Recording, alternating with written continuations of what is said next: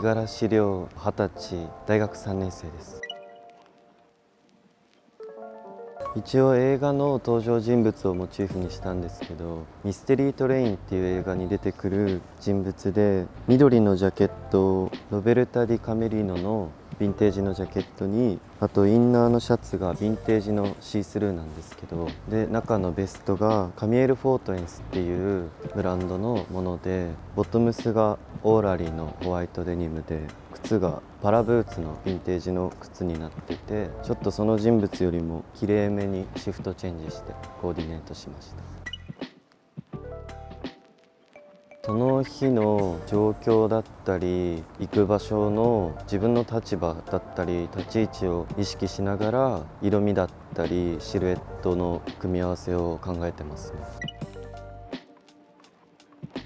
好きなブランドはアーストンボラージュとジャンポール・ゴルチエで、奇抜で独特ではあっても全体で見た時に上品さだったりなんかわずかな落ち着きがある系統は好きですね。洋服好きになったのは映画とドラマの影響が大きくて、ジム・ジャームッシュ監督作品だったりとか、ドラマで言ったら私立探偵ハマ・マイクっていうのがあって、そこに出てくる登場人物の衣装だったりファッションスタイルを見て好きになりました。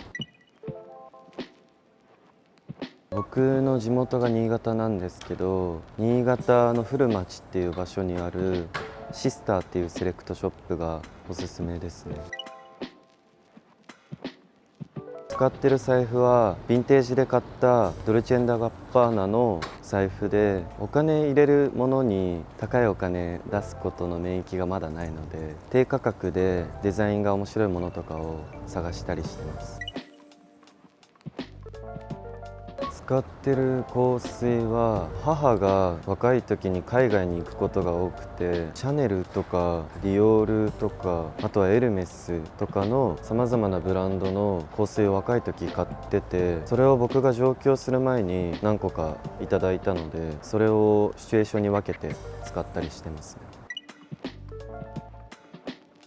これまで買った中で印象に残ってるのはゴルチエのゴールドのメガネなんですけど、デザインが面白くて骨組みみたいな感じになってるんですけど、コンプレックスをカバーするためにアイウェアをよく身につけるようになったんですけど、ファッションの一部として体だけじゃなくて顔の部分にも特徴を持たせられたので結構気に入ってますね。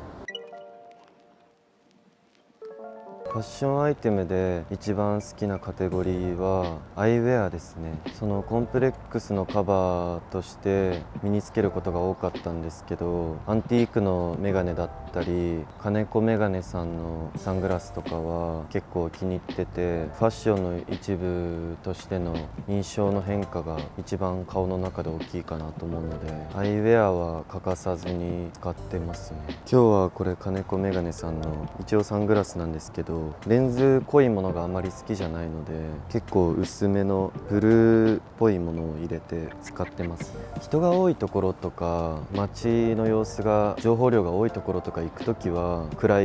メガネだったりサングラスをつけて、視界に1個フィルターをかかってる感じが安心感もあるので、アイウェアは好きですね。最近注目してるブランドはアントワープのブランドはよく調べるんですけど、テベマググっていう南アフリカのブランドはテーマ性だったりコンセプトが面白いので、その辺はよく注目して見てますね。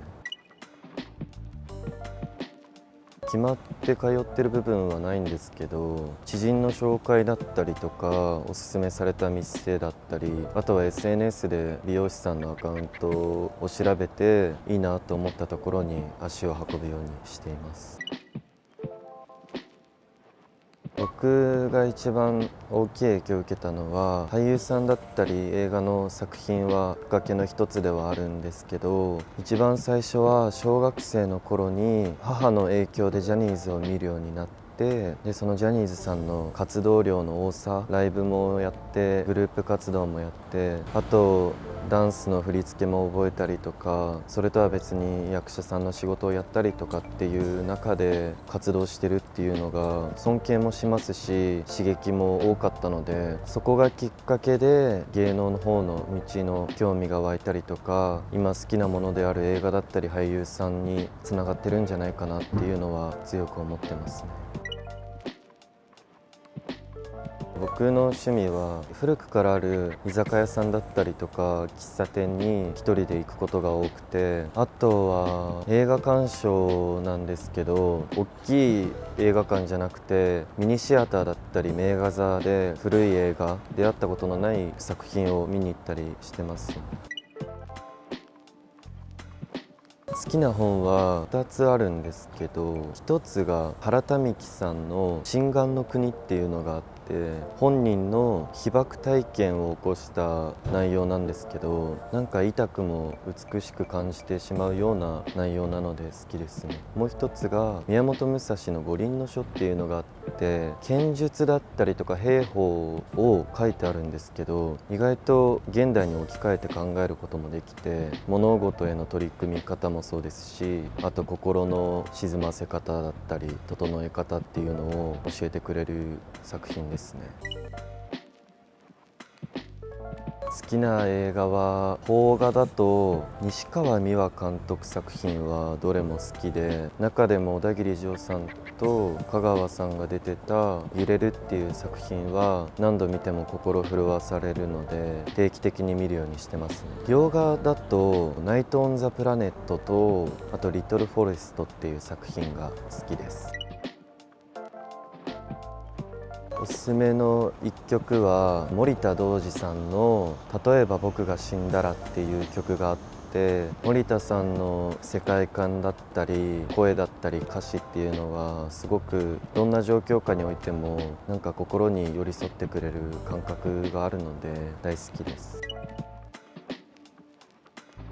今後の目標は今年の1月に役者の世界に足を踏み入れさせていただきまして、まだ場数も少なくて技量不足ではあるんですけど、今後はやっぱり役者としてきちんと時代の変化にも対応しつつ、その時々の人だったり社会と真剣に向き合って、まだ見たことのないものだったり触れたことのないものとの経験を得て表現することだったり伝えることを絶やさずに取り組み続けていきたいなと思ってます。